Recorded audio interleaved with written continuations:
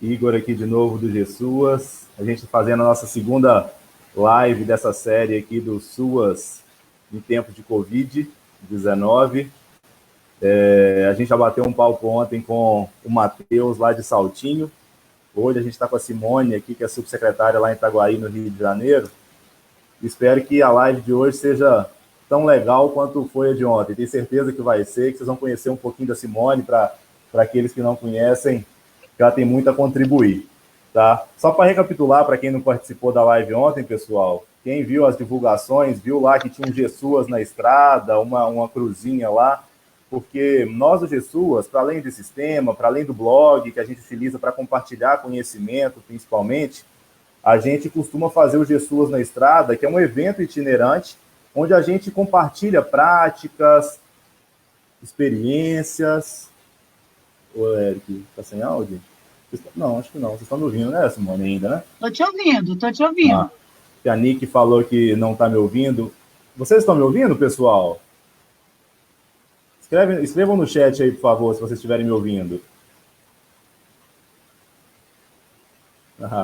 Já tem gente elogiando aqui, viu, Simone? Gestora formidável. Ai, que bom! Gente, obrigada!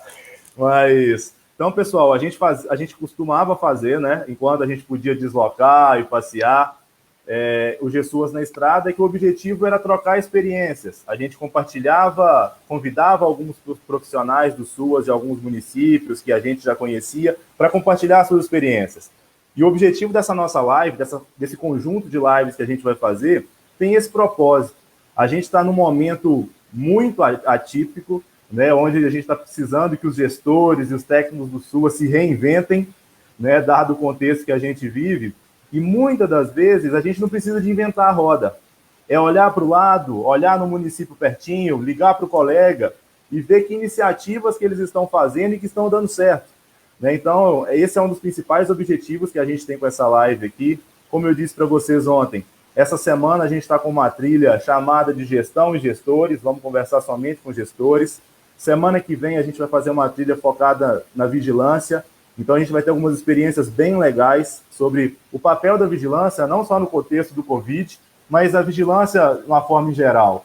A gente, nas nossas andanças aí, a gente ouvia muitos profissionais falando sobre o desafio de implementar a vigilância de fato nos municípios. Eu acho que vai ser um tema bem legal para a gente tratar. Enquanto a Simone se apresenta aqui também, pessoal, agora, eu vou pedir para vocês para aproveitarem esse minutinho, compartilhar essa live, conta para os amigos aí que a gente já entrou live aqui para a gente ter mais gente participando. Vocês vão ter oportunidade de fazer as perguntas para a Simone aqui também e vamos aproveitar esse momento aqui para a gente poder trocar e socializar. Tá joia? Simone, já quero aproveitar para te agradecer a sua disponibilidade, sei o quão apertada é a sua agenda aqui, estou feliz e honrado de poder bater esse papo com você aqui, viu? Então, Igor, gente, boa noite. Eu queria agradecer a todo mundo que está aí, antenado, que se dispôs a esse horário, ouvir a gente, estar com a gente, interagir. Igor, eu estou disponível, eu que estou lisonjeada com o convite. Imagina poder falar para o Brasil inteiro através do G-Suas, né? A gente se acompanha um pouco, a gente está sempre debatendo essas questões de vigilância, de sistema, da implementação e tudo, e poder falar principalmente para os profissionais, né, do SUAS, num momento tão delicado, tão ímpar, tão atípico, né, que a gente está enfrentando, que é esse momento aí da pandemia. Então, assim, estou muito feliz de poder estar contribuindo, de estar aqui com vocês, enfim, de ter sido lembrada por você com tanto carinho. Obrigada mesmo. Legal demais, Simone. Eu vou até pedir para a gente contar um pouquinho sobre a sua trajetória também, que eu acho que é legal. Assim, eu falei, até postei hoje de manhã, falei, hoje a gente vai falar com a Simone Almeida, porque pelo que eu conheço, pelo menos no Rio de Janeiro, é sem dúvida uma das principais referências no SUAS hoje no estado do Rio. Já recebi mensagem do pessoal perguntando, pedindo link. Hoje a Simone está como subsecretária no município de Itaguaí, mas fala um pouquinho da sua trajetória também, Simone, para o pessoal poder conhecer mais quem está tão de longe aí. Então, gente, eu sou assistente social de formação. Meu primeiro trabalho foi numa num abrigo para criança e adolescente. Depois eu fui trabalhar num CRAS, que ainda era CRAS federal, aqui no Rio. Tinha CRAS federal e tinha NAF, que era uma coisa parecida, mas só do Estado, e aí eu fui para um CRAS. Depois eu coordenei os CRAS do município, não tinha legislação ainda de um coordenador para cada CRAS, então eu acabei coordenando 7 CRAS que estavam instalados no meu município, era Petrópolis, eu sou petropolitana. Depois disso, eu fui trabalhar como assessora técnica no Estado, e aí eu conheci os 92 municípios e a realidade de cada um na implementação desse sistema. Pude contribuir lá no Estado, né, com normativas, com regulações, sempre discutindo com o conselho, nas CIBs, com gestores, enfim. Tive essa oportunidade, né? Depois saí, comecei a trabalhar com consultoria, fui para um município chamado Duque de Caxias, na Baixada Fluminense, um município imenso, e não parei mais de trabalhar com consultoria depois de passar por lá. Me abriu um leque de possibilidades, né, de atuação frente a implementação desse sistema. E aí, com idas e vindas para o Estado, na Superintendência de Proteção Básica, depois na Superintendência de Proteção Especial, e aí, por fim, no último ano agora, 2017, se eu não estou enganada, Superintendência de Gestão do SUAS, no Estado. Também fui gestora municipal, lá em Nova Friburgo, município da região serrana. Fiquei lá há 4 anos, tive o prazer de poder tocar, né, o SUAS lá, de ter a caneta, dialogar, enfim. Fui presidente do Colegiado de Gestores do Estado nessa época. Me retirei, voltei para a consultoria, fui trabalhar com capacitação, trabalhar com outras políticas públicas, como meio ambiente, fui trabalhar com o sistema de previdência privado, fazendo um link com as políticas públicas, enfim. Fui aí provar, né, beber da água de outras fontes. E agora retornei para assistência como subsecretária de Itaguaí, um município de 180 mil habitantes, com as questões da assistência já avançadas, né? Tivemos vários secretários à frente da pasta na lógica de implementar esse sistema. Então, a gente tem uma rede de proteção básica, proteção especial de alta e média complexidade, eu diria, robusta, né? E, obviamente, com todos os entraves de gestão que todos os municípios têm Brasil afora, independente do porte, independente do recurso que recebe. Eu tenho ainda uma expertise na questão do fundo, né? Então, eu tenho alguma facilidade para tocar os processos, para discutir com os controladores e procuradores municipais sobre a gestão desse recurso, né? E aí a gente trabalha também nessa lógica lá em Itaguaí.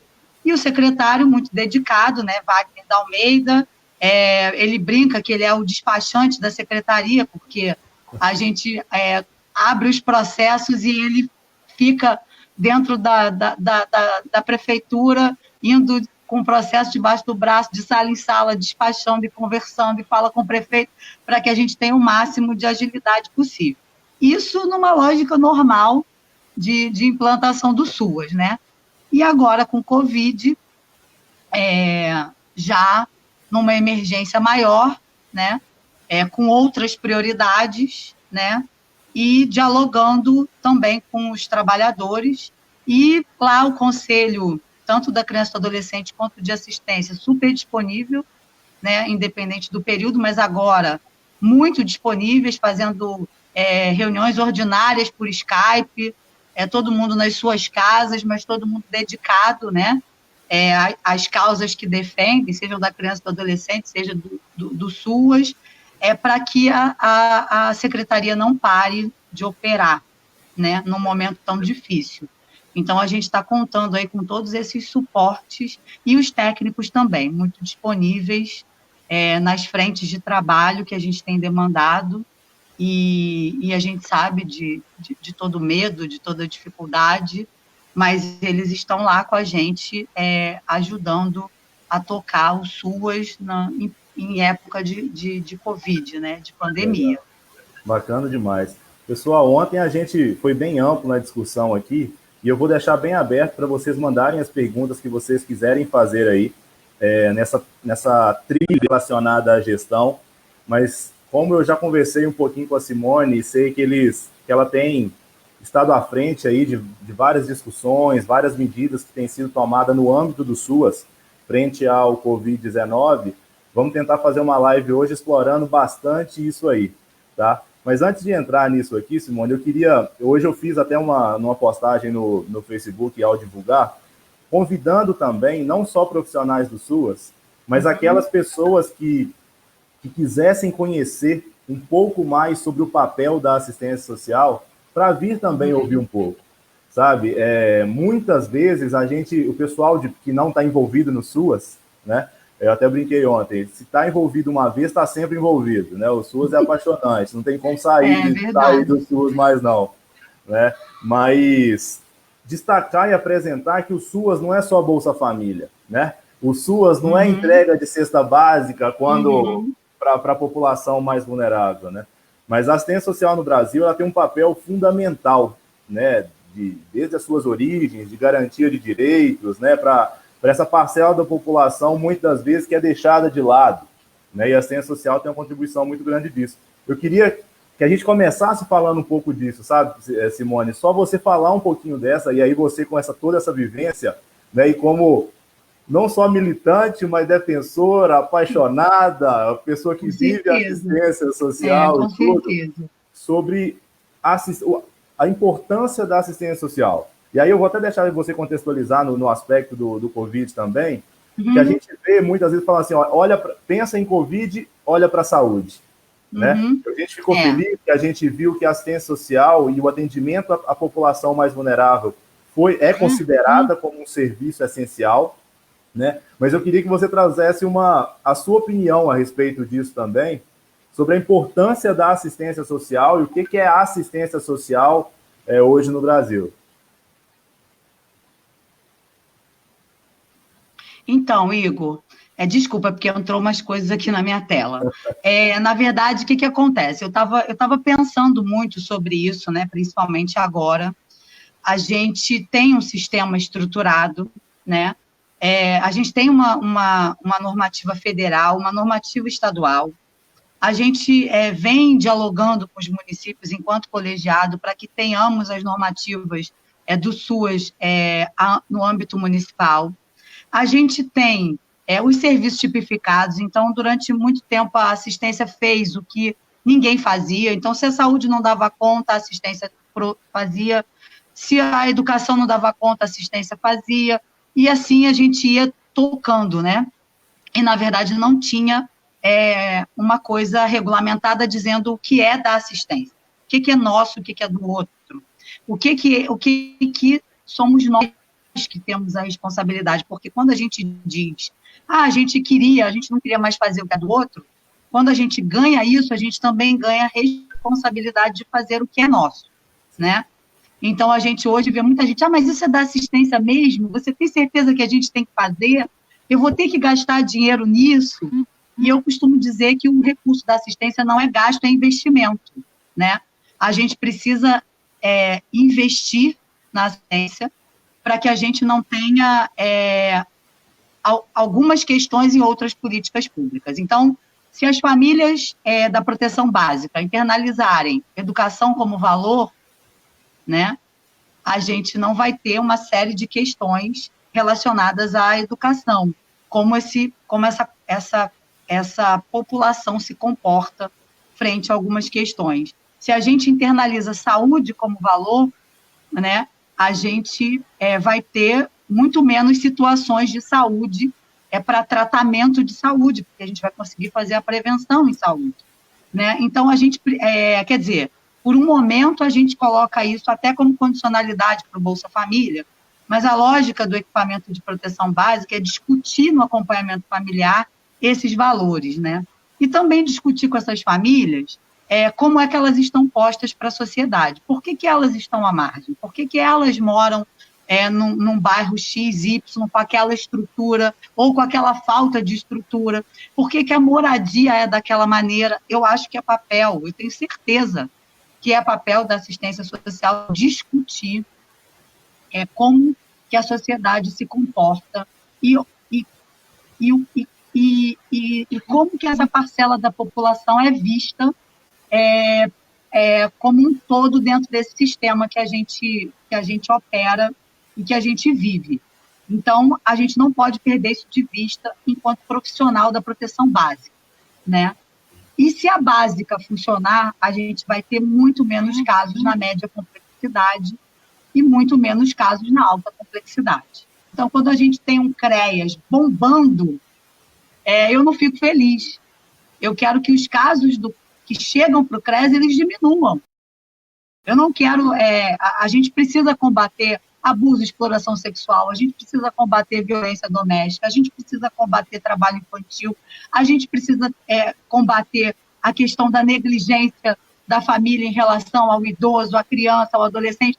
A gente precisa discutir essas coisas para dentro dos equipamentos, mas também para fora dos equipamentos, né? Então, a gente tem um papel importantíssimo enquanto política pública, que é discutir tudo isso, que é também desmistificar algumas coisas, né? Quando a gente fala da interlocução com outras políticas, não é só para a gente ter acesso à creche, à escola, a ter prioridade na saúde, conseguir a vaga no ambulatório de especialidade. A gente precisa fazer interlocução para discutir com as outras políticas públicas como que nós todos, enquanto políticas públicas específicas, vamos dialogar com essa população, porque a gente tem que falar a mesma língua, a gente tem que estar caminhando na mesma lógica, né? Na questão do Covid, fazendo um link com o Covid, a gente fala muito hoje de saúde, os decretos Brasil afora dos governadores contemplam saúde, segurança pública, alguns serviços essenciais, mas eles não falam da assistência social, né? Eu brinco que se a gente fosse cumprir com os decretos dos governadores Brasil afora, a gente podia todo mundo ir para casa, ninguém precisava trabalhar, fecha o ruas e vamos esperar a pandemia passar. Vamos esperar a saúde dar conta disso. Eu brinco com isso, é uma crítica aos decretos, né? E, na verdade, por quê? Porque a gente enxerga o tripé da seguridade, previdência, assistência e saúde. Estamos numa pandemia. A saúde vai tratar e vai dialogar com a população na lógica do medo da morte. O Covid mata. E como é que a gente tem que dialogar, enquanto saúde, com a nossa população em relação a isso, né? Então, a gente precisa tratar desse assunto. O Covid mata. E como é que a gente orienta essa população ao Covid matar menos? Porque a gente ainda não tem cura, ainda não tem remédio, então como é que a saúde vai dialogar para ele matar menos? Mas aí tem um outro medo, Igor, que a gente está falando muito pouco, porque o medo da morte é muito grande. Mas a gente tem um número imenso de famílias, né? Brasil afora, e aí estou falando Brasil mesmo. Não vou me ater a Itaguaí, nem a Rio de Janeiro, e nem a Brasil, né? A gente está falando de mundo afora. Existe uma população desassistida, existe desempregados no mundo inteiro, e existe o medo de morrer de fome. Existe o medo de não conseguir sustentar suas famílias, de não pagar o seu aluguel. E aí, quando eu falo que assistência não é despesa, assistência é investimento, é através da assistência que a gente vai poder minimizar as questões econômicas. Sim. Né? Então, quando você fala assim, assistência não é só Bolsa Família, não é só cesta básica, é claro que não é. A gente, numa situação normal, é claro que a gente não é. Agora, a gente vai ter que entender que no Brasil, né, a gente tem o cadastro único, que é o nosso mapeamento de pobreza. Ele foi visto, durante muito tempo, como cadastro que se fazia para se chegar ao benefício do Bolsa Família, né? Hoje, no Covid, principalmente, ele não é mais isso, né? Ele é o nosso mapeamento de pobreza Brasil afora. Então, por exemplo, Itaguaí tem quase 16 mil famílias dentro do cadastro único.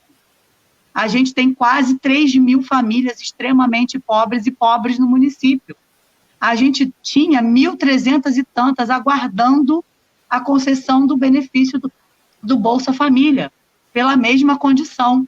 E a gente tem lá um grupo de até 3 salários mínimos, que hoje não tem trabalho. Sim. Né? Então, a gente tem, batendo a porta dessas pessoas, antes do medo da morte, o medo da fome. E é por isso que é tão difícil manter as pessoas em casa. Por isso que está sendo tão difícil dialogar com os economistas, porque ninguém está tratando desse medo. E aí eu trago a responsabilidade do diálogo em relação a esse medo para nós. Nós somos a política pública que temos esse mapeamento, nós somos a política pública que dialogamos há muito tempo com os pobres e extremamente pobres, e vamos ser nós que vamos dialogar com os desempregados sem cobertura de benefício. Somos nós que temos que garantir que os nossos idosos tenham direito à vida. Sim. E acho que esse é o ponto, assim, a assistência social, ela, de fato, ela toma a frente em muitas dessas iniciativas, né? Ela olha para quem muitas das vezes não é visto. Exatamente. A gente tem hoje... e assim, Igor, a gente tem uma questão grande que ninguém tem a solução para a população em situação de rua. Né? Eu discuti essa semana com a coordenadora do meu Centro Pop lá de Itaguaí, porque ela disse assim, a equipe está disposta a trabalhar, e eu disse, qual trabalho você vai ofertar nesse momento? Uhum. A gente precisa oferecer um lugar para banho, para higiene pessoal, para que a pessoa possa dormir em segurança. A gente precisa ofertar alimentação, a gente precisa disponibilizar água, a gente precisa disponibilizar equipamentos de EPI, que são essas máscaras, luva, álcool em gel. É o mínimo que a gente pode fazer, né? E aí entra o papel da gestão. A gente tinha isso no estoque? A gente tinha isso já licitado com os nossos fornecedores? Não. Isso nunca foi demanda para nós dessa maneira e com essa emergência, né? A gente podia fazer abordagem, a gente podia trabalhar o convencimento, a gente podia dialogar com esse usuário cotidianamente, a gente podia atendê-lo super bem dentro dos nossos equipamentos. Hoje, eles estão na rua perguntando para nós por que a gente está com máscara. Legal. Perguntando se a gente está doente. Eles não sabem o que está acontecendo, gente. Amanhã a gente vai ter uma live com a gestora de Timóteo. Então, até, Brent, você está assistindo a gente aqui, lá de Timóteo também. Até aproveitando, Simone, a gente já tem uma turma aqui já mandando um alô. Érica de Desterro aqui de Melo, aqui em Minas Gerais. Assistente social de abrigo aqui, quando você falou que era de abrigo, já falou aqui que trabalha em abrigo hoje. Tem o Paulo Sérgio, que acho que esteve com a gente aqui ontem, né, Paulo? De Inhangape, lá no Pará. A Nanda de Taquara, na Bahia. Uma outra aqui, a Roseni, que trabalha no Conselho Municipal de Direitos do Idoso, em Gaúcha, Chapada Gaúcha. A Carla de Pompéu, que é nossa parceira também. E aí a Lele Guimarães está falando que Itaguaí está muito bem representado por essa gestão. Vera Lúcia também de Tremedal. O Wagner falando aqui que muita gente não sabe de fato da importância do SUAS. A Franciane concordando com você que a lógica de prevenção da proteção social básica, ela diminui a demanda pela alta complexidade, né? Eu acho que é bom só para o pessoal atentar a isso, né? Que a proteção básica, ela trabalha na perspectiva de prevenção, né? De evitar o agravamento das situações de vulnerabilidade. E quando a Simone destacou sobre o CREA, sobre a média complexidade, a gente já está falando aqui de situações de violência, de violação de direito, de adolescentes em cumprimento de vida socioeducativa. E lá na alta complexidade, pessoal, a gente já está falando de situações onde os vínculos familiares já foram completamente rompidos, né? Onde idosos, pessoas em situação de rua, mulheres ou crianças não têm um lugar seguro para morar e precisam se deslocar para essas unidades de acolhimento, para esses abrigos, para ter uma alimentação, muitas vezes para ter um cuidado, né, Simone? Então, é legal a Franciane destacar isso aqui. E o Leonardo concordando com você, falando que a assistência social que seria da assistência social sem o cadastro único hoje. Né? A gente sabe que houve toda uma trajetória de construção, de melhoria na plataforma, já está quase caminhando para 20 anos aí de muitas atualizações, né? E é legal ver que, querendo ou não, a assistência social ela é nova, né? Se a gente pensar no contexto SUAS, é uma política nova ainda. E aí eu vou aproveitar que você falou, entrou na questão do Covid aí, falou de algumas iniciativas suas, e muitas... eu fui fazer o gancho sobre a gestora de amanhã, que vai falar de Timóteo, que eu comentei, conversei com ela um pouco, ela falou, olha, Igor, a pessoa em situação de rua, eles de repente começaram a perceber que estava tudo fechando, não estavam entendendo o que estava acontecendo, e aí que eles acabaram se mobilizando e indo para as unidades de acolhimento, coisa que antes não acontecia, né? É um desafio muito grande, né, no que diz respeito à pessoa em situação de rua, muitas vezes a gente conseguia acolher essa população. Né? E aí eu queria ouvir de você. Você falou que quais são as medidas que estão sendo tomadas hoje, Simone, para o atendimento da população? Os equipamentos hoje em Itaguaí, especialmente, eles estão fechados? Como que está funcionando lá hoje? Vou falar disso. Na verdade, o que aconteceu? A primeira medida, né, foi o secretário fazer uma portaria. A gente precisava tomar essa decisão. E aí, como eu falei, a gente não tinha equipamento de EPI para colocar o servidor para trabalhar. Né?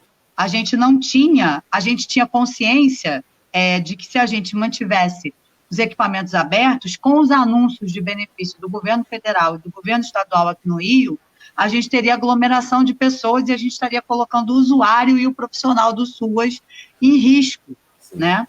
Então, a gente não estaria colaborando. Nosso prefeito fez um decreto imediatamente, fechando comércio, proibindo uma série de coisas a funcionar, deixando só serviços essenciais abertos, né? E a gente precisava acompanhar essa lógica. A gente entendeu que a gente precisava. A gente também teve uma baixa nos recursos humanos, a gente teve que lidar também com uma situação que era o seguinte: quem é grupo de risco, né? E aí, hipertenso é grupo de risco, gente. Algum dia alguém hipertenso deixou de trabalhar? Algum dia alguém se afastou do trabalho por causa de hipertensão? Não. Doença completamente controlada, toma um remedinho e vai tocar a vida. E, de repente, a gente não podia contar mais com esse profissional. Ele dizia assim, mas eu quero ir trabalhar. Eu dizia, mas você não pode. Eu não posso deixar você trabalhar. Eu preciso te proteger também. A mesma coisa a pessoa com diabética, com glicose controlada e tudo mais, diabético. Doença autoimune, a gente foi descobrir uma série de doenças, né, que o profissional do SUAS tem, mas que não tem impedimento para o trabalho. Então, a gente foi descobrir agora. E aí a gente teve uma baixa. A gente está trabalhando com 40% no máximo dos servidores da secretaria. A gente está com 60%, 70% em casa. Estão disponíveis, trabalhando home office, se a gente demandar. Tudo que a gente pede, eles estão super disponíveis. A gente brincou lá na secretaria, eu tinha uma técnica, ela estava no plantão da secretaria atendendo no dia seguinte ela fez 60 anos. Ela disse assim para mim, mas Simone, eu nem me acostumei com isso. Como assim eu não posso vir? Eu tinha 59 ontem, hoje eu tenho 60, e aí eu tenho que ir para casa. Eu não estou sentindo nada. E eu disse, você vai ter que ir para casa. Você vai me ajudar de outra maneira. Aqui você não vai poder ficar.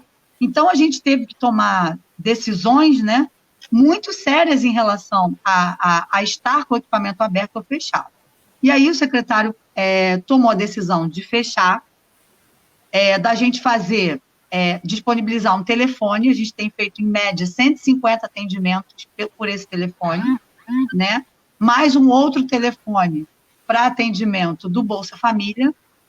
E a gente, quando uma situação é diferenciada, a gente agenda esse atendimento, e aí de uma pessoa, e aí com todos os equipamentos. Aí a gente conseguiu os equipamentos de EPI para esse grupo menor trabalhar, e aí começamos a parte burocrática dentro da secretaria para a compra do que a gente precisa, e obviamente dialogando com a saúde o tempo todo para ter esses materiais disponíveis. Então, a gente hoje tem todos os técnicos se revezando nesse atendimento por telefone e presencial, quando o técnico entende que esse usuário precisa. Então, eu tenho, por exemplo, uma técnica de referência no CREAS que atende mulher em situação de violência. Ela dialoga com a mulher pelo telefone, mas ela marca com essa mulher lá se precisar, ou ela toma as providências legais para socorrer e tirar essa mulher da situação de violência que ela está passando na casa dela nesse momento. Isso é um exemplo. Legal. A gente tem a questão do idoso, né? Se a gente entende, chega um telefone, ou liga, ou chega uma outra pessoa, um vizinho que liga, a gente vai lá com os equipamentos todos e procura fazer essa visita com o menor risco possível para o idoso e para o técnico que está indo. Esse técnico entendeu já a necessidade da presença dele, a importância da presença dele nesse atendimento, né? Porque quando a gente fala plantão social, a gente faz assim, eu também fazia. Eu sempre fui contra. E, de repente, a gente tem que discutir e dizer essa é a única saída. Ou a gente atende pelo telefone e marca os casos específicos para atender presencialmente e diminui esse volume de pessoas circulando, de profissionais e de usuários, ou a gente dialoga com eles assim, ou a gente vai estar colocando todo mundo em risco, e a gente não vai dar conta disso. A gente vai, sim, sobrecarregar a saúde lá na frente. Então, a gente está informando sobre os benefícios do governo federal, sobre os benefícios do Estado, sobre os benefícios do próprio município. A gente já tinha cestas, né, que a gente concedia no acompanhamento familiar, do CRAS, do CREAS, até da alta, enfim. A gente tinha ali um X número de benefícios que a gente concedia, que a gente colocou na rua prontamente, e agora a gente está fazendo tudo na emergência. O secretário tomou a decisão, junto com o prefeito, de fazer os processos no formato de emergência. Sim, sim. Isso é uma decisão difícil, porque ele é ordenador de despesa, né? A gente está tomando todas as providências legais, né? Tudo como deve ser feito, mas é um processo emergencial, não deixa de ser. Né? E para isso foi decretado estado de calamidade no município também? Isso. Então, a gente... importante, né, destacar isso, né? O prefeito fez primeiro um decreto de emergência, depois ele decretou calamidade, e aí, na sequência do decreto dele de calamidade, o secretário solicitou uma revisão no decreto de benefício eventual. Entendi. Para que a gente pudesse ampliar o escopo de benefícios e que o formato da entrega, o usuário... Porque antes a gente dizia, a cesta básica da família, que está no CRAS, que não tem Bolsa Família, que não sei o quê, que está no acompanhamento. De repente, a gente tem 16 mil famílias que vão passar fome. E eu não vou fazer acompanhamento familiar agora. Então, eu preciso alterar o decreto. Estou te dando exemplo prático, né? Para que essa equipe possa operar da melhor maneira possível e que o SUAS possa prover, de fato, e amenizar esse medo de morrer de fome da população, né? É óbvio que a gente não tem os mecanismos que a gente gostaria, é óbvio que a gente não tem a liberdade que a gente gostaria, e aí vai uma reflexão para o governo federal, para o governo dos estados, Brasil afora. Eu sou uma defensora da área financeira de carimbo no recurso. Sempre fui. Até quando botou em bloco de proteção assim, eu dei uma torcida no nariz. Eu gostava daquelas rubricas todas bonitinhas, o que era para cada serviço certinho, para a gente poder fazer planejamento e gastar bonitinho e não correr risco de nada. Eu defendia isso até ontem, né? Porque hoje eu sinto falta da liberdade do uso do recurso. Quer dizer, se o Brasil inteiro sabe que nós não vamos fazer PAEF e PAEF, se o Brasil inteiro sabe que a gente vai manter a alta funcionando efetivamente e determinados equipamentos de média para atender objetivamente população em situação de rua, como é que eu vou deixar o carimbo lá na proteção básica para fazer o PAEF? Eu não tenho PAEF, gente. Esse ano acabou. Os prognósticos são péssimos. Sim. A gente tem, pelo menos, pandemia até julho. Eu acho que né? dois pontos que você tratou muito legal, desculpa até te interromper aqui. Eu acho que é bom o pessoal, já tentar entender, pessoal, algumas das medidas que são importantes de se tomarem de fato no município de vocês, né? A gente fica no dilema o tempo inteiro, como a Simone tratou, ao mesmo tempo que a gente tem que dar toda a atenção para a população, a gente tem que olhar para os nossos técnicos, para a segurança deles, de garantir que eles tenham os EPIs necessários para poder trabalhar e fazer um atendimento com segurança. Né? E muitas das vezes, pessoal, falta essa flexibilidade na utilização de recursos, os decretos vêm para flexibilizar isso, mas um ponto importante que ela destacou é a questão de muitas das vezes ser necessário esse decreto de situação de calamidade, porque ele vai te dar aí, principalmente para os gestores, ordenadores de despesa, um pouco mais de segurança para fazer aquilo que normalmente ele não fazia. Né, para ter, falou, olha, eu estou fazendo isso aqui porque o contexto é totalmente diferente. Totalmente né? diferente. E a gente está precisando, né? Foi legal ontem na conversa com o Matheus de Saltinho também, Simone, que é nesses contextos mais graves, e eu acho que não é a primeira vez que você vive isso, né? Provavelmente quando você esteve, principalmente em situação de calamidade, né? Eu acho que quando você esteve em Nova Friburgo também, você deve ter vivido algo similar a isso, não Com esse certeza. tipo de calamidade, mas que um outro tipo, mas bem sério também. Mas que exige de vocês, gestores e profissionais, se reinventar de fato para conseguir continuar atendendo. A gente entende que é claro que não queria estar fazendo atendimento por telefone. Vocês que atuam principalmente no SUAS, a vida de vocês é o contato, é o tete-a-tete com os usuários. Exatamente. É assim que vocês se realizam. Né? E eu falo, porque a gente no GSUAS, a gente convive com vocês do SUAS o tempo inteiro, mas vocês estão na linha de frente. Né? Então, é importante vocês se atentarem a isso, e aí vocês, nos municípios de vocês, conseguirem garantir a segurança dos profissionais e, ao mesmo tempo, garantir os atendimentos. Então, recapitulando algumas coisas que a Simone falou aqui sobre a importância desse decreto de calamidade para flexibilizar um pouco a utilização dos recursos. Né? Em alguns momentos, aqueles municípios que já estão trabalhando, está tendo essa restrição para evitar aglomerações, o teleatendimento ou home office, menos teleatendimento, não vou nem falar nessa linha não, mas atender por telefone, alguma coisa assim, para entender, pessoal, quando é necessário o usuário se deslocar até o equipamento.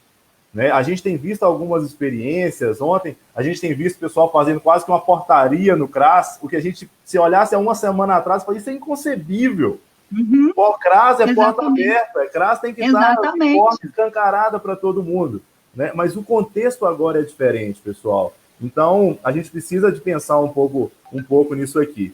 Simone, a gente tem aqui também pessoal de Gurupi, em Tocantins, Maíra de Balneário, Rincão, em Santa Catarina. Que legal, gente. Vamos ver mais aqui. A Núbia falando que está sendo muito desafiador trabalhar com população em situação de rua. E aí nós vamos perguntar para a Simone também como é que vamos voltar nisso, vamos voltar sobre isso aqui. Vamos voltar. Tá? E aí, eu vou até aproveitar para puxar esse gancho aqui, Simone, se você me permite, eu não sei se você vai complementar alguma coisa, mas quais ações ou estratégias quer complementar? Então, a gente tinha um equipamento, um centro pop lá em Itaguaí, num prédio inadequado, a gente já tinha dialogado com o Estado, um equipamento regionalizado, um centro pop regionalizado, e a gente também pensou em um hotel popular, mas interligado nesse centro pop regionalizado, e aí a gente abriu um processo normal, antes do Covid, para alugar uma nova sede, onde coubesse num espaço as atividades do centro pop e num outro espaço, no mesmo prédio, mas com uma outra entrada, enfim, num outro desenho, a questão da acolhida, mesmo que temporária, desse usuário, né? E então a gente está com esse equipamento, aí a gente dialogando com o Estado aportando um pouco mais de recurso, o governo federal ainda não, um equipamento novo, a gente num projeto piloto junto com o Estado, e aí a gente está nessa luta de fazer agora, né, a adequação desse espaço, com a compra do mobiliário todo, o mais rápido possível para a gente poder receber, para a gente poder, de fato. Itaguaí tem uma oscilação, né, de pessoas em situação de rua, porque é também um município de passagem, então ele passa mais do que ele permanece, né? Mas ali, mais a longo prazo, no município, a gente tem vai de 20 a 30 e poucos, né? Então, com esse espaço, a gente consegue dar conta dessa demanda toda. E, se eles desejarem se deslocar, a gente consegue ainda abrir possibilidade nessa lógica de regionalização, né? Então, a gente está nessa... hoje, o secretário está dedicado a isso. E aí, enquanto ele se dedica à questão de viabilizar esse espaço adequado, a gente internamente vai abrindo os processos, como eu falei, de alimentação, de água, de EPI, de álcool gel, de diálogo, né? Porque a gente precisa informar o que está acontecendo, a gente precisa sensibilizar para essa acolhida e para esse trabalho. Essa equipe está super disponível, eles estão, estamos ansiosos, né? A gente tem atendido alguns nesse plantão, nessa mesma lógica de plantão. Semana passada a gente conseguiu abrigar no município do Rio um senhor idoso em situação de rua há 20 anos no Rio de Janeiro, que soube uma informação falsa, que Itaguaí tinha isso, tinha aquilo, e ele disse para a técnica: eu estou com medo de morrer na rua. Eu agora quero um lugar para ficar. E aí a gente prontamente falou com o Rio de Janeiro, no mesmo dia, meia hora depois, ele estava no abrigo de idoso no município do Rio de Janeiro. Então, assim, e aí eu queria também destacar que esse colegiado do Rio, a vida inteira fez reunião CIB ampliada, né?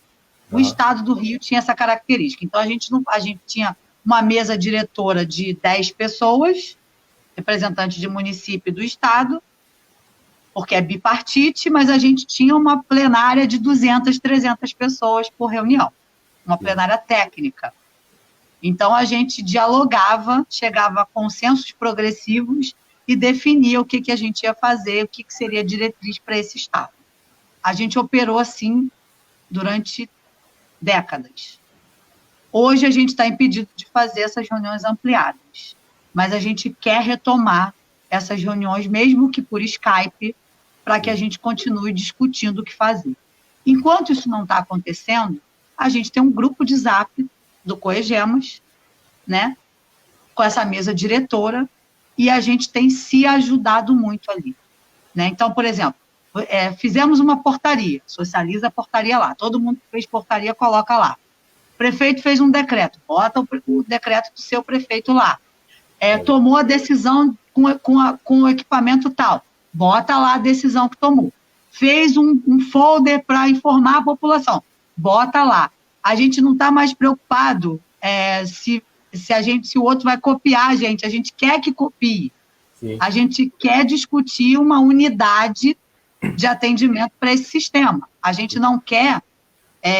e aí eu digo, esse sistema precisa ficar vivo. Mas hoje a gente precisa se reinventar. Exato. Esse sistema é importantíssimo. Ele não é secundário no combate ao Covid. Ele está na linha de frente junto com o Sistema Único de Saúde, só que ele está tratando do medo da morte, de fome. E a saúde está tratando da morte física. Uhum. A gente precisa dialogar sobre isso. Os economistas precisam olhar para o SUAS, né, como as possibilidades que o SUAS tem. A gente, depois que isso tudo passar, a gente vai ter, sabe, Igor, nacionalmente que rediscutir algumas coisas. Né? Por exemplo, se a gente tivesse nos 92 municípios do estado do Rio moeda social, a gente não precisava comprar cesta básica. A gente repassava dinheiro através da moeda social. Né? Se a gente tivesse uma outra lógica de diálogo para benefício eventual com esse usuário, a gente hoje não precisava colocar o técnico em risco, não precisava pedir a educação para abrir a escola para poder entregar a cesta básica para ele não passar fome. Então, a gente precisa, depois que isso tudo passar, como você falou, com essa experiência, nas instâncias de pactuação, rediscutir a forma como a gente enxerga esse usuário e a forma como a gente vem operando até aqui, né? Eu brincava, trabalhando muito em casa, às vezes a minha mãe dizia assim, mas você tem que ir de novo.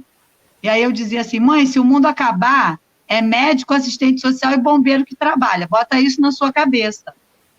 Mas eu nunca pensei que eu ia viver o medo do mundo acabar. Né? Mas a gente está vendo muito do que a gente tem vivido hoje, está sendo novidade para todo mundo mesmo, né, Simone? Eu acho legal você colocar isso, essa articulação que tem aparecido junto aos gestores. E aí, pessoal, é algo que eu estimulo vocês a fazerem mesmo, né? Criem seus grupos regionais também para trocar informação, para compartilhar. E a gente vê também, Simone, até pegando um pouco da sua experiência a nível de estado, né? Itaguaí tem uma rede melhor estruturada, né? Com gestão básica, com proteção básica, média e alta complexidade, né? Mas a gente vê muitos municípios, ontem a gente conversou com o Matheus de Saltinho, principalmente municípios de pequeno porte, que tem uma realidade muito diferente. Muitas das vezes a gente sabe que a população ela é menos pessoas a atender, menos pessoas a acompanhar, mas o desafio não é menor por causa disso, ele acaba sendo proporcional, né? Então, essa articulação ela é muito importante, né? Principalmente com outros municípios, que eu acho que está num contexto que a gente precisa se ajudar, né? Uma preocupação, eu acho que a gente tem muito, é que nesses contextos, nesse desespero que a gente está vivendo de fato agora, principalmente relacionado à insuficiência de renda, muitas pessoas que perderam a oportunidade de trabalhar agora, e isso desencadeia muitas outras coisas, né? Uma preocupação muito grande que a gente tem hoje é o aumento da violência, né? Violência contra a mulher, violência contra o idoso. Então, a gente precisa de ficar atento a isso, a gente precisa de fazer campanhas relacionadas a isso, né? Para garantir que as coisas fiquem mais amena, vamos dizer, se é que tem jeito de amenizar toda essa loucura que a gente está vivendo, é importante a gente olhar para isso. E como você acha, Simone, que os municípios também, municípios de pequeno porte, podem se estruturar ou podem se organizar para passar por esse momento também, tendo uma estrutura menor? Igor, a gente vinha discutindo aqui no estado do Rio de Janeiro a questão de regionalizar através do Estado, né? Então, o Estado ser o executor daquele pedaço da política, principalmente na questão da alta e da população em situação de rua, né? Porque os municípios pequenos eles não têm condições de arcar com os custos da alta complexidade, né? E, ao mesmo tempo, eles têm a demanda proporcional do município deles. Então, a gente vinha discutindo com o Estado o seguinte, o Estado criar equipamentos regionalizados. O município que tivesse o seu, né, principalmente para os municípios de pequeno porte. O Estado do Rio tem a maioria de municípios de pequeno porte. Então, município de médio e grande porte, metrópole, consegue se organizar melhor. Não é tão simples, os recursos são escassos, a alta é muito mal cofinanciada, né? A gente tem, vou te dar exemplo assim, folha de pagamento de 1 abril, R$600 mil para cumprir a nobre RH. Fora alimentação, fora luz, fora tudo, todo o resto. Estou falando recursos humanos, para todo mundo, para ter lá a equipe mínima para atender, né? Município de pequeno porte não tem condições, né? Às vezes o orçamento inteiro da assistência é 2 milhões, 1,5 milhão, não passa disso, né? E aí o governo federal cofinancia muito precariamente, com valores irrisórios, e o Estado vem ampliando esse cofinanciamento, mas até bem pouco tempo não cobria a alta. Se dedicou a cobrir a básica e a média, porque a gente lá atrás também, enquanto Estado, se recusou a regionalizar serviço de média. Então, por exemplo, Minas tinha um clássico de CREAS regionalizado. A gente não aderiu a isso e a gente tem um CREAS em cada município, pelo menos um, né? E aí o Estado diz, eu vou custear esse serviço integralmente. a parte do governo federal, eu, enquanto Estado, vou cobrir, né? Então, a gente tomou algumas decisões ao longo da implantação do SUAS e hoje a gente vinha rediscutindo. Eu acho que no Covid a saída é a gente realmente dialogar, município com município, prefeito com prefeito, gestor com gestor, descobrir as questões comuns e se ajudar. Quem é que pode socorrer, né? Quem é que pode receber, né? A gente está numa situação sem precedente. Ninguém sabe o que é certo fazer. Estamos testando tudo. Como a saúde está testando medicamento, a gente está testando modelos de oferta de serviço. A gente está testando novos diálogos para cobrir a necessidade dessa população. Então, assim, eu me lembro na situação desse idoso que o município do Rio acabou abrigando, eu consegui 3 vagas, Igor. Eu consegui uma estadual, eu consegui uma no município que tinha um equipamento regionalizado e a outra no município de origem do usuário, Rio de Janeiro, em meia hora. Legal. Mas por que eu consegui? Isso não seria possível se a gente não tivesse nesse diálogo aberto, franco, por conta do Covid.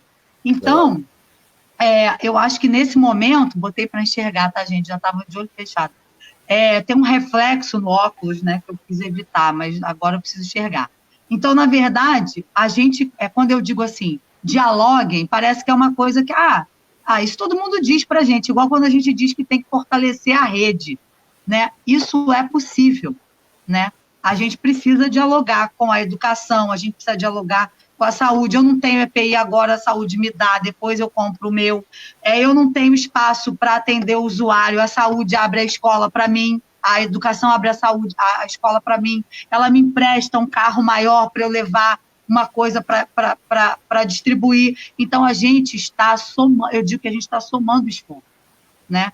A gente está somando esforços entre os entes federados, a gente está somando esforços com os conselhos municipais, a gente está dialogando com o Ministério Público, a gente está dialogando com todo mundo que está disposto a compor e a abrir questionamentos sobre como operar, né?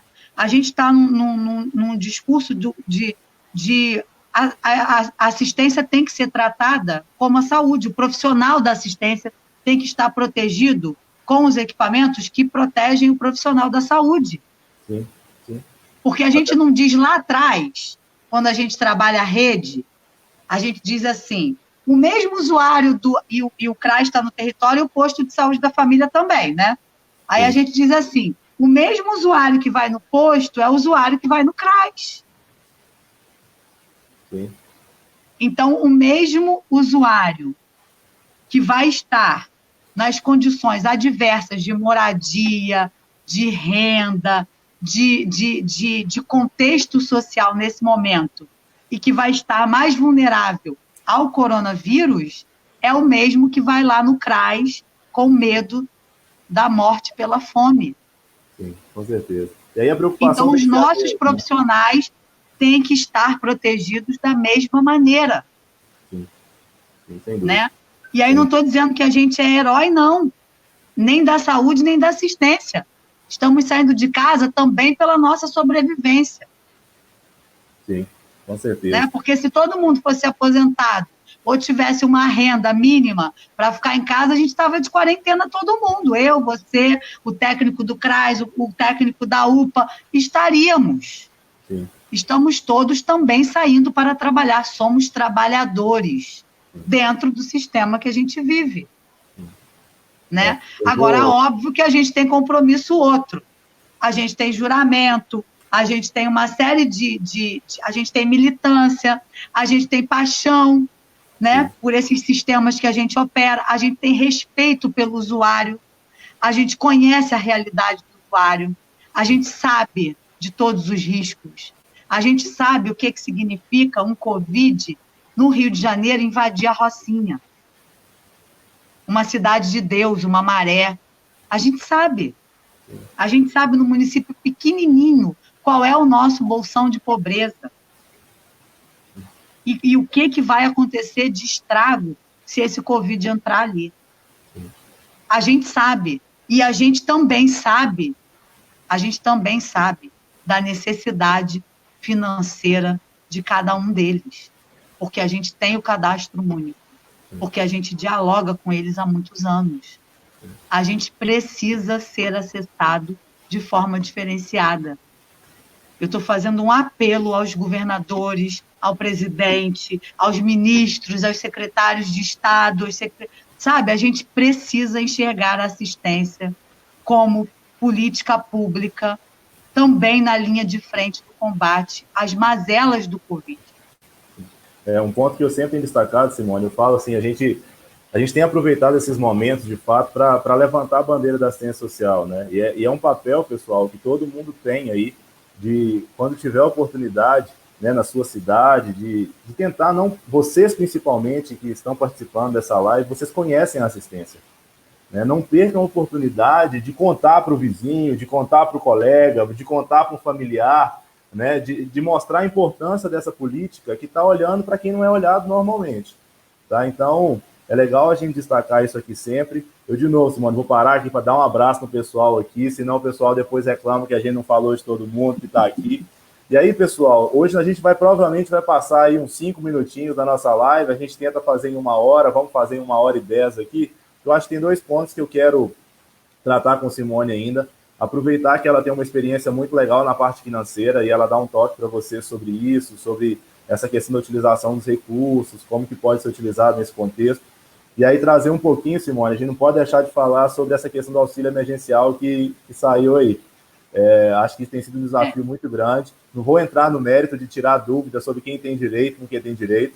O foco aqui é entender a lógica de pensar a estratégia que vocês estão usando lá. Tá? Estou vendo aqui Elise e Leandro lá de Timóteo de novo. Acho que é uma turma que te conhece lá do Pará também aqui, ó. Então, é porque eu circulo no Pará, eu faço muita capacitação para lá. Eu amo, gente, o Pará, meu segundo estado. Parauapebas, aqui a Franciane. Parauapebas, gente, beijo, beijo. Vanuse, Ivanise de lá, Mari de Canaã. Então, alta complexidade. Fete Suas, do Rio de Janeiro, está presente aqui também. Que legal. Aqui. Ó, tô vendo que minha filha entrou ali também. Helena, beijo pra você, tá, filha? Passando. Mônica Cardoso, Silvia falando de você aí, Itaguaí está muito bem representado. Marizane de São Bento do Beijo, Itaguaí! Aqui, aí a Luciana Ferreira. Luciana, depois manda uma mensagem. Ferreira de Maricá. Manda uma mensagem para mim depois no Igor@Gessuas. Me conta um pouquinho sobre esse cartão social, essa moeda local que você gente, Maricá é tudo de bom nessa vida. A Laura, Castor, gente, liguei para eles, a Laura está no colegiado, a gente troca todo o tempo. Bacana. Eu falei aqui da moeda social, gente, é projeto piloto de Maricá, a gente vai ter que dialogar, Maricá vai ter que abrir isso para o Brasil inteiro, minha gente, não vai ter jeito. Vamos contar, vamos ver se a gente bate um papo, a gente conhecer um pouquinho mais sobre isso aí. Alexandre Barros também está comentando aqui agora. Neide, Vanise, Fete Suas, falando que precisa de valorizar os trabalhadores. Acho que isso aí é sem dúvida, viu, pessoal? A gente está batendo na tecla aqui. Travou aqui. Oi? Achei que tinha travado aqui. Tão importante quanto... Não, travou sua imagem, Igor. Agora voltou. Não, voltou. Tão importante quanto garantir o atendimento para a população é garantir que os nossos servidores estejam trabalhando com segurança, né? Então, muito importante isso aqui, pessoal. Estou vendo Ivanise postando. Falando, parabéns, você está dando uma aula de como um gestor sério deve agir nesses tempos terríveis. Beijinho. Simone, a importância aqui, acho que você já falou bem sobre a população de rua. Ana Laura de Campos do Goitacazes. Campos também. Beijinho, Campos. Daiane de Pochorel, no Mato Grosso. Dani, lá em Caçapava. Açu, Rio Grande do Norte.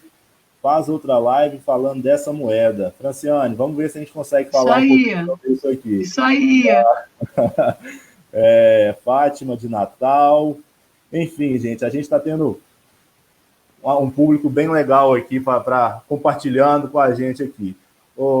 Simone, eu queria aproveitar 2 pontos aqui. Tá? A gente sabe que nesse contexto de calamidade, os municípios tendem a ter mais flexibilidade para utilizar os recursos, né? Uhum. A gente sabe que o ordenador de despesa, o gestor, é aquele que está naquela preocupação o tempo inteiro, que é o CPF dele que está lá, Uhum. né? Mas como que fica essa questão da utilização de recursos nesse contexto aqui do Covid, de calamidade?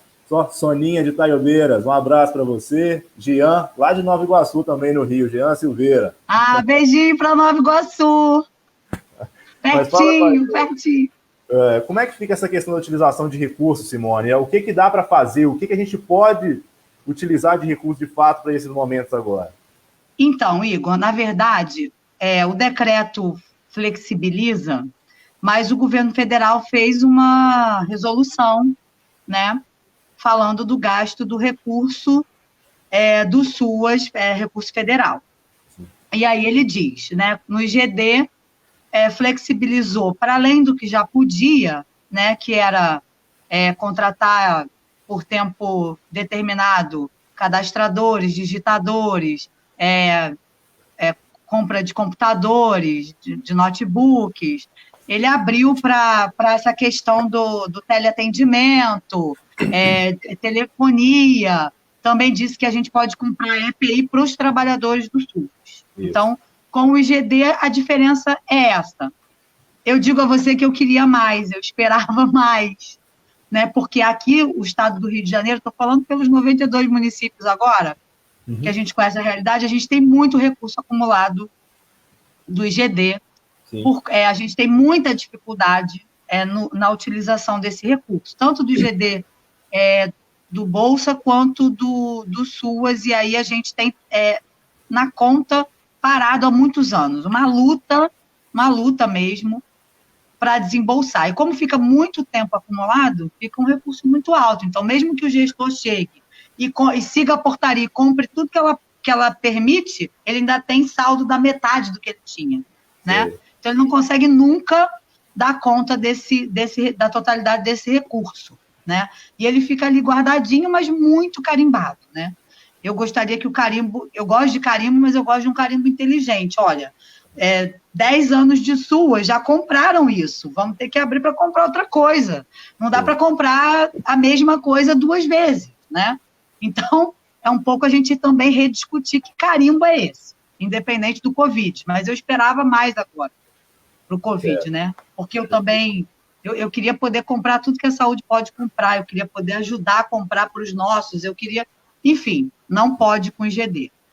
No recurso de proteção básica, média e alta, né? A alta vai ser gasto na alta, a gente não vai modificar nenhum atendimento para alta, né? Então, eles vão entrar, por exemplo, nas EPIs, no escopo de compra que se comprou com IGD, né? Ele é trabalhador do SUAS, vai receber, então não vai gastar o dinheiro da alta exatamente com isso. O que a gente fez na alta foram dar conta dos procedimentos que o Ministério da Saúde indicou. Então, a gente conversou com a Secretaria Municipal de Saúde, a gente tinha 2 enfermeiras, ela disponibilizou mais 2, a gente fez um plano para ensinar os profissionais, porque imagina, gente, essa máscara não é simples, minha gente, a gente brinca, mas aquilo é um inferno para usar, principalmente você trabalhando. A luva, se você usa a luva e tira a luva errada, você se contaminou, já era. Então, você tem que aprender a utilizar. Isso não é da nossa rotina, né? Um profissional que trabalha no hospital, que trabalha na UPA, que já trabalha na saúde, ok, aquilo é rotina para ele, para nós não. Sim. E aí o próprio usuário, quer dizer, o idoso que está lá abrigado, o adolescente que está lá acolhido, ele precisa aprender a usar e precisa entender por que aquilo está acontecendo, né? E a gente precisa se policiar com algumas coisas. Então, até a higiene mesmo do ambiente, ela está diferenciada. Na nossa casa está, imagina, num equipamento de alta, né? Então, a gente criou um planejamento de diálogo com esses profissionais e com esses usuários, para eles aprenderem a usar, para entenderem como que essa higiene de ambiente tem que ser, como é que a higiene pessoal tem que ser. Imagina, agora, cheguei da rua, né? Eu tiro o sapato, a minha bolsa fica, eu tenho que trocar de roupa num banheiro externo para eu poder entrar para trabalhar. Isso não era a realidade de ninguém, né? Então, aí eu tenho que passar álcool no meu telefone, no meu óculos, né? Quer dizer, eu não posso socializar talher, copo, prato, então tudo mudou. A gente precisa dialogar. Então, a gente fez isso através da enfermagem, né? A enfermagem desenhou, fez no modelo lá que a Organização Mundial de Saúde orienta, e a gente deu conta de fazer essas capacitações nos nossos abrigos. Isso é uma coisa simples, rápida, que eu acho que pode ser replicada em todos os municípios, isso é muito tranquilo de organizar. A questão da vacinação, tanto dos adolescentes, das crianças, dos idosos, da população em situação de rua. Mesmo na lógica normal da saúde, a meta fosse vacinar idoso, né? Então, para além de vacinar o idoso, olha, gente, a população em situação de rua precisa ser vacinada. Ponto. Eu não tenho teste para testar ninguém, mas eu posso diferenciar do H1N1. Eu posso saber que se ele tiver a febre, ele não está gripado porque eu vacinei da gripe. Sim. Né? Então, eu preciso tomar alguns procedimentos. Então, vamos vacinar. E os trabalhadores, eu preciso que também saber se o meu trabalhador que está com dor de garganta, que está com tosse, é sintoma de Covid ou é gripe. Né? Então, a gente precisa vacinar as pessoas de H1N1. Sim. Então, a gente combinou isso com a saúde e a gente cumpriu esse protocolo. Isso também não é difícil de fazer. Brasil afora, a vacina está disponível, é uma questão de diálogo mesmo entre as secretarias. Eu acho que é bem tranquilo de organizar. Então, foi uma outra medida. Legal. Você vê que a gente vai pensando e avançando aos poucos. A questão do recurso da média, o que mudou? A gente pode usar aquele recurso de BPC, que era para imprimir cadastro, não sei o quê, fazer visita, pode usar para equipamento de EPI também, a gente pode usar para benefícios eventuais também, né? Então, é um recurso aí que também descarimbou a mesma questão do PET. Mas esses recursos são muito pequenininhos dentro do escopo de fundo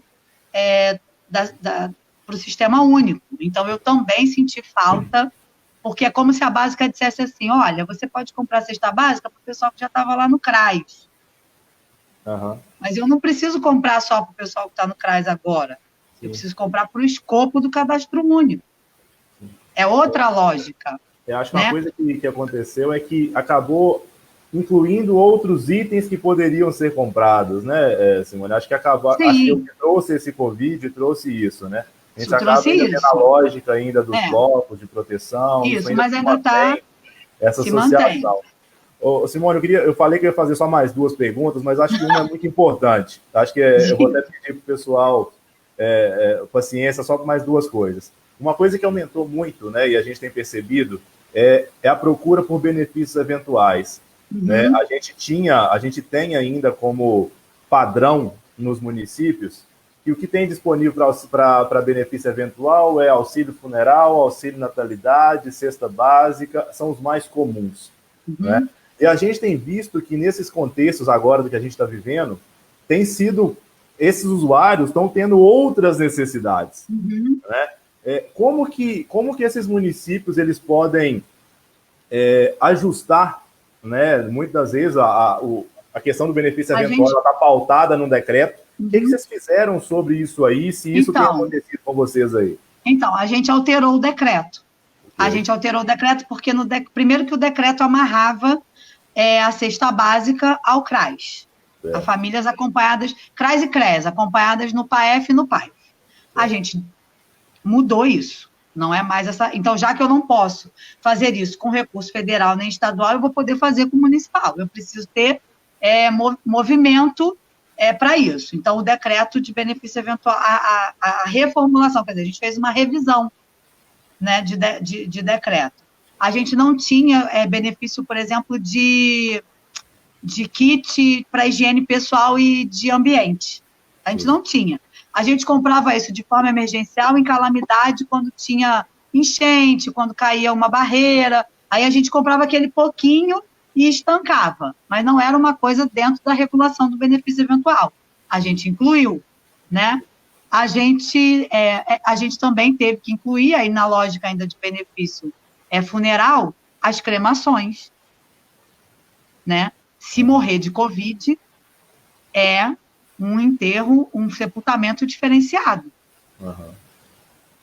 Né? Então, a gente vai ter que prever translado e para cidades que não têm cremação no próprio município, e a gente vai ter que incluir a cremação. Era uma coisa que a gente não custeava. Então, e que vai ser preciso, né? Eu espero usar 0 de cremação. Sim. Eu espero... eu coloquei lá no papel, assim, tipo, sofrendo. Porque isso é o pior cenário. Mas a gente tem que estar preparado para o pior cenário, né? E aí a gente também pensou em cartão de alimentação, porque se em algum momento esse Covid tomar uma proporção de descontrole, a gente vai ter que ter um plano B para suprir a alimentação dessas pessoas. E aí a gente já deixou dentro do decreto a possibilidade do cartão. Né? Então, foram coisas que a gente pensou e que a gente alterou os nossos decretos. Então, qualquer município pode alterar o seu decreto. Façam uma minuta, solicitem ao prefeito. Com certeza, os prefeitos estão antenados, disponíveis, né, envolvidos. Né? Eu não acredito que não tenha um prefeito hoje que não queira, de fato, resolver as situações, né? Então, isso também abre para o diálogo e abre para um outro olhar para a assistência social, que muitos municípios não têm, Brasil afora. Então, eu acho que isso... o Covid traz alguns ganhos, né? Desgraçadamente, mas a gente consegue dialogar mais sobre isso, né? A gente não estaria aqui falando nada disso se não fosse a pandemia, né? E a gente já podia ter feito isso antes, né, Igor? Com certeza. A gente não... Pois então, assim, são coisas... A gente também se pega dizendo, poxa, eu estou fazendo de um jeito que eu já podia estar fazendo sempre. Sim. Mas eu não pensei sobre isso porque não era preciso. Eu estava na minha zona de conforto. Sim. Agora, todo gestor saiu da zona de conforto, né?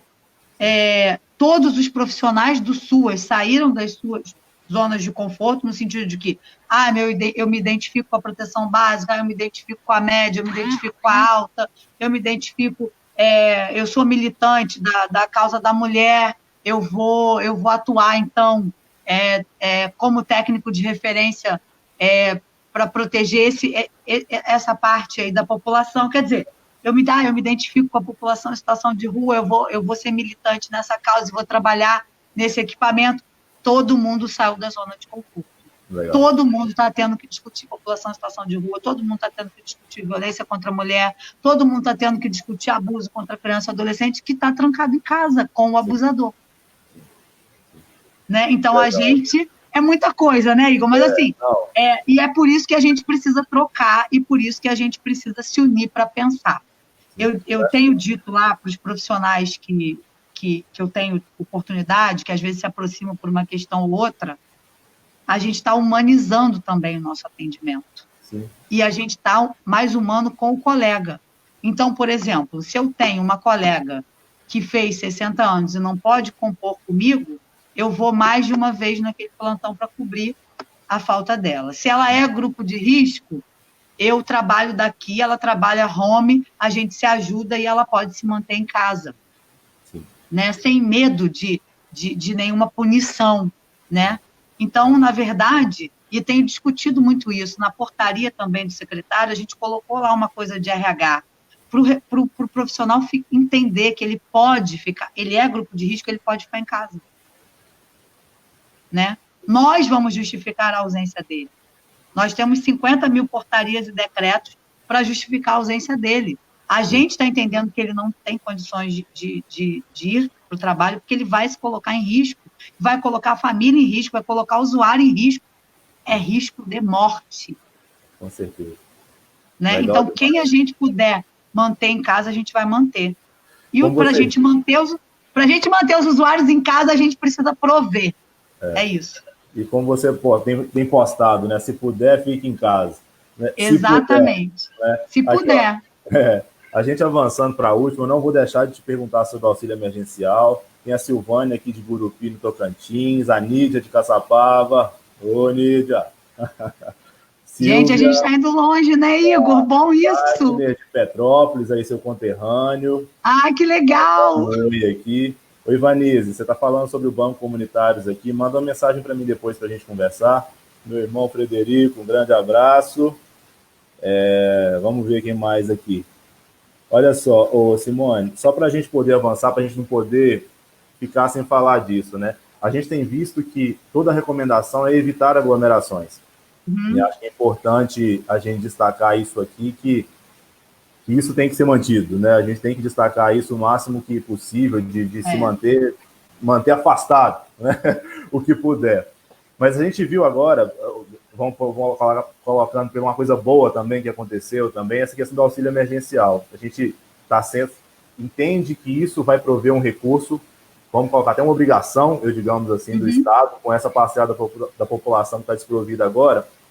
E eu sei que houve uma busca muito grande dos usuários aos equipamentos da assistência social por conta do auxílio emergencial. Pois O que vocês fizeram em relação a isso? Como que está sendo o atendimento para evitar aglomeração nesse contexto, buscando informação sobre o auxílio emergencial? Pois é. A gente primeiro colocou a gente foi engatinhando, né? Então, a ideia primeira vou botar um aviso aqui no CRAS e isso vai se dissolver. Não funcionou tão simples assim.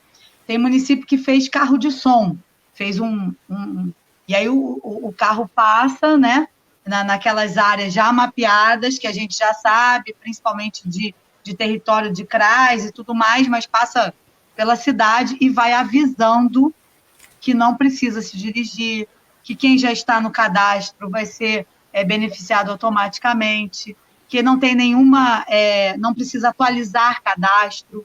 A gente também avisou que a questão daquela atualização cadastral para o próprio benefício do Bolsa, ela está suspensa por um determinado período. A Senar que fez uma portaria, a escola está dando a frequência para os alunos integral, né? Porque, na verdade, estão dispensados de ir à escola, não estão faltando a aula.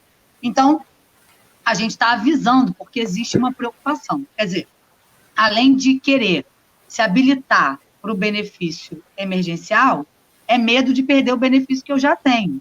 Sim. Então, eu estou na minha rotina. Teve muito idoso querendo fazer o cadastro, né? E aí a gente dizia, olha, o cadastro não está aberto, você será contemplado, né?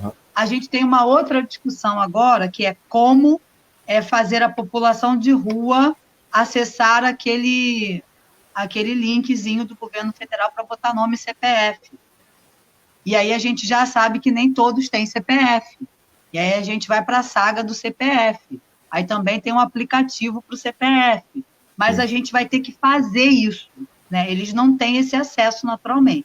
Então, a gente está tendo, em algum momento, que fazer para o usuário e, em outro momento, apenas orientar. E aí, eu sempre falo, tem rádio local?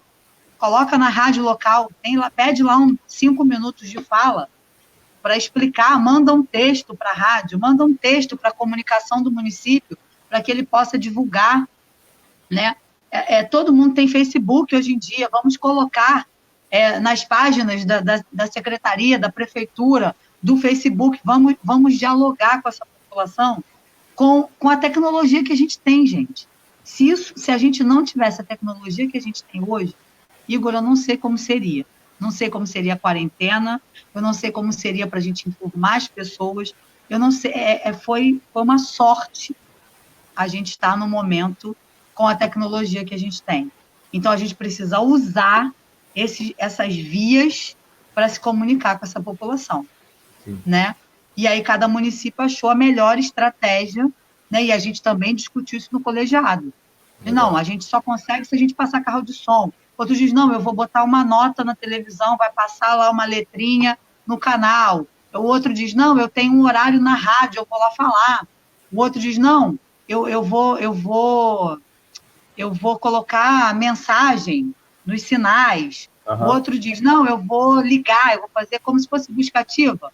Vou botar lá um grupo de profissionais telefonando para as pessoas, todo mundo do meu cadastro avisando que não precisa vir e tudo mais. Então, assim, a gente está criando mecanismos para dar publicidade ao que precisa ser dado, né? Legal. E a gente tem sido procurado também de forma particular, né? Eles descobrem o telefone da gente, se comunicam, né, com os telefones da secretaria, independente de ser esse do plantão ou não, algum telefone, faz pergunta no site da prefeitura e aí a gente manda as respostas. Então, assim, a gente tem conseguido, de fato, dialogar. Eu Legal. acho que tudo pode melhorar, eu acho que o próprio governo federal podia, no horário nobre de alguma emissora, qualquer que fosse, colocar, veicular, nem que fosse na hora do Brasil, regras claras, né? É uma pergunta, por que tá avaliando tanto tempo? Né? Aí hoje algumas pessoas já foram me dando retorno. Eu consegui, o meu foi dado ok, olha, fui contemplado. Aí tem gente, aí eu aviso, gente, tem um grupo que já foi contemplado. Monitora aí. Não, eu ainda estou em análise. Né? Porque gera um medo, eu estou em análise por quê? Será que eu não preenchi direito? Será que algum documento está faltando? Será que eu não vou ter direito? Né? Então a gente está se comunicando de várias formas, usando aí as tecnologias que a gente tem. Legal. Não, bom demais. Acho que essa questão da informação ela é sempre fundamental, né? Muitas das vezes o que é compartilhado é só que existe o auxílio emergencial, mas muita gente não tem acesso ao próprio decreto, às portarias que mostram as regras, né? E ao se cadastrar no aplicativo, demora até 5 dias para poder ter o resultado, da avaliação, né? Então é importante essa Tem município que fez conscientização. cartilha, que fez umas Uhum. mini cartilhas, Legal, distribuindo no sinal, na rua, deixando locais estratégicos, né, legal. supermercado, farmácia. É E aí uma até importante, forma pessoal, isso que de... a, isso que a Simone falou sobre cartilha, pessoal, os próprios recursos que vocês têm da assistência pode ser utilizado para isso também, pessoal, para criar material, para poder compartilhar com os usuários, para dar conhecimento a eles sobre isso. Simone, eu vou avançando aqui para a gente poder finalizar também. Já Ô, estamos quase... Oi, Igor, oi, você está me ouvindo? estou perfeitamente. Eu não estou te ouvindo. Alguém também Você está não está me ouvindo? baixinho. Estranho. Deixa eu ver se o... Não, beleza. Não, mas acho que é só aí. Então, acho que está funcionando aqui também. É Então, comigo, Igor? eu acho É que no é. meu? Não, Meu mas agora Deus. tá bem. Voltou. Tá tranquilo. De fato, a gente tem até um pessoal como a Ana Laura comentando, né, que a aglomeração é inevitável. De fato, Ana Laura, muitas das vezes vai ocorrer aglomeração nos equipamentos, mas é importante a gente tentar minimizar isso aí com informação e usar estratégias e principalmente perguntar para os amigos, para outros profissionais da assistência, que estratégias que eles estão utilizando para minimizar isso aí, tá? Isso aí vai acontecer. Irenice de Mossoró, um abraço para você. Acho que eu já mandei um abraço para todo mundo. Uma coisa que eu estou fazendo, pessoal, eu vou fazer a partir de hoje também, uma coisa que está sendo bem legal nesse contexto da pandemia, é que a gente, como a Simone falou, a gente tem visto ações muito humanas. Né? A gente tem visto, logicamente, tem de tudo, está acontecendo de tudo hoje. Mas a gente tem visto muitas organizações trabalhando, pessoas físicas, pessoas jurídicas se organizando e pensando em formas de ajudar também essa população aí em contexto, em situação de vulnerabilidade, é que está mais precisando. Eu vou trazer hoje aqui, pessoal, compartilhar com vocês duas iniciativas bem legais que eu tenho acompanhado. Uma é chamada Brasil Sem Corona, .com.br, para vocês verem depois. É Brasil Sem Corona. Tem um amigo, nosso amigo Gustavo Maia do Colab, que está à frente dessa iniciativa. E com o aplicativo dele, como você tem acompanhado, um dos desafios que a gente tem hoje é testagem. Né? Ainda está muito difícil fazer os testes, ter os testes com um valor acessível. E essa proposta do Brasil Sem Corona no aplicativo, lá o pessoal entra no aplicativo, marca se está com os sintomas pelo aplicativo, e eles fazem um mapeamento de onde pode ter focos de Covid dentro do município. Que legal. Né? Então, acho que é uma iniciativa bem legal aí para vocês conhecerem depois. A gente tem visto também doações por todos os lados aí, e uma que eu quero compartilhar, já que eu estou aqui em Minas, eu sei que o Rio de Janeiro já fez um processo sobre ele também, que é a uniãominas.org, que está captando recursos para poder complementar a tal Bolsa Merenda que o governo do estado aqui em Minas está ofertando para as crianças que não estão na escola hoje. Né? Então, essa iniciativa aqui vai dobrar o valor que o governo do estado está ofertando para essa população. Então, quem tiver possibilidades de participar, eu acho assim, acho que é importante, na medida do que a gente pode também, a gente contribuir com essas iniciativas, claro, né, sempre buscar verificar se é transparente, se isso aí tem a destinação legal, né? Mas eu acho que a gente está no momento de compartilhar o que a gente tem também, né? A gente está num contexto hoje, se a gente pensar só no cadastro único, como a gente já falou muito dele, a gente está falando de mais de 75 milhões de pessoas em situação de vulnerabilidade só no cadastro único, pessoal. Se a gente está olhando pelo auxílio emergencial, a gente tem 46 milhões de pessoas aí que estão, em tese, dizem ser elegíveis para o auxílio emergencial. E aí, até falando disso, pessoal, não posso deixar de falar também da iniciativa nossa aqui do GESUAS.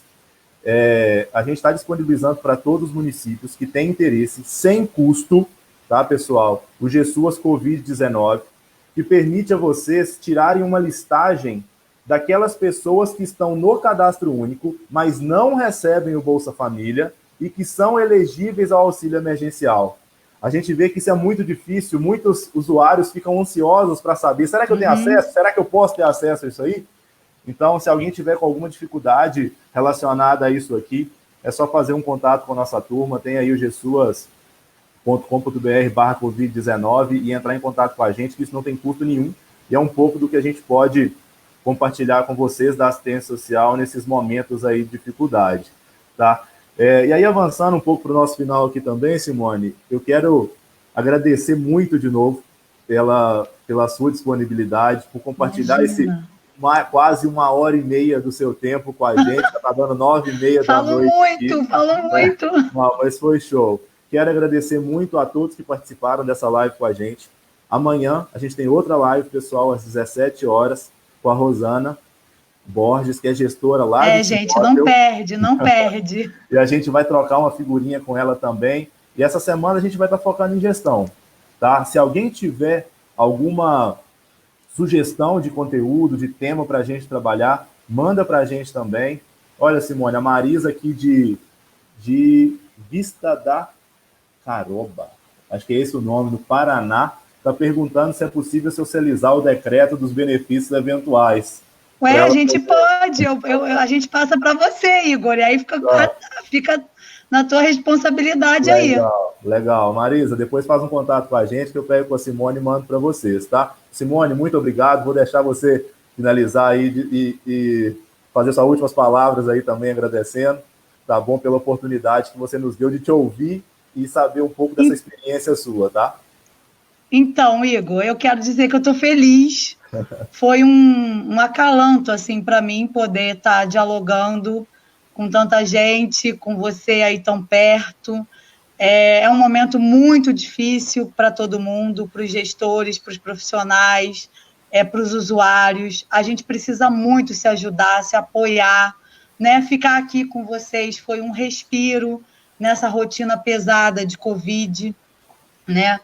E dizer que eu estou à disposição, que tudo que eu puder ajudar, que a gente, na verdade, aprende mais do que ensina, a gente dialoga e pensa, quando está dialogando, pensa em coisas, né, na hora que está falando, que está ouvindo a experiência do outro, a gente consegue abrir um leque de possibilidades e pensa em coisas que a gente não conseguia sozinho. Essa tua iniciativa, nossa, não tem como agradecer. Eu me lembro do dia que você me ligou e falou, Simone, eu quero ajudar, eu não sei como e tal, e aí eu te digo que abrir diálogo, né? Deixar a gente falar do que a gente está vivendo, o que a gente está possibilitando para as pessoas, o que a gente está estruturando enquanto sistema único, como é que a gente está protegendo os trabalhadores da gente, o que a gente está pensando sobre isso, né? Foi, assim, um presente seu, num momento tão sofrido para todo mundo, né? E eu espero que a gente, depois que isso tudo passe, que a gente faça outras e que a gente fale dessa experiência no passado, no como que a gente deu conta de sobreviver, como é que a gente deu conta de atender e como é que a gente se reinventou, né, enquanto profissional e enquanto redes suas, nesse processo todo. Tá, gente? Obrigada pela paciência. Eu falo pra caramba, 1h30 falando, não é pouca coisa para quem está escutando. E eu espero, de fato, ter contribuído e também podido acalentar um pouco aí o coração de quem está nessa frente tão difícil. Né? Legal demais, isso. Muito obrigado. Pessoal, obrigado demais. Vou convidar vocês aí a seguir a gente nas redes sociais, no Instagram, lá no @GSuasOficial, aqui no Facebook, /GSuas, curtir a gente lá, seguir a gente no canal do YouTube. Todas essas lives, pessoal, a gente está disponibilizando lá no nosso canal do YouTube.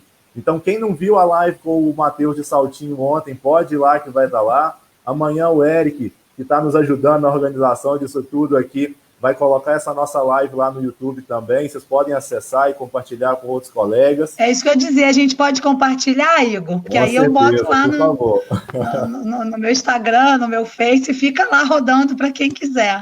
Legal demais. Pode sim. E eu aguardo vocês amanhã, pessoal. Às 17 horas eu estarei aqui de novo com a Rosana. Simone, grande beijo para você. Muito obrigado. Beijo para todo mundo. Tchau, pessoal. Tchau.